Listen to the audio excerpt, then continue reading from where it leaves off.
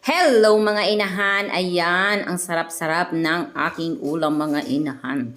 At dahil nga nag-crave ako sa mga ganitong ulam dahil miss ko ang probinsya at ngayon gagawa ako ng tortang talong gamit ang aming gasol. Ayan naman mga inahan, dito na lang ako nag-ihaw ng aking talong dahil wala kaming pang-ihaw.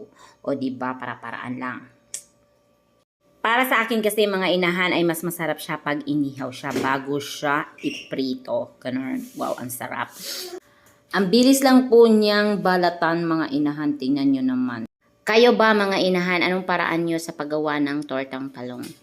May iba kasi nilalaga lang yung talong. Ako kasi mas masarap siya kapag ihaw siya. Lalo na kapag inihaw siya sa kahoy.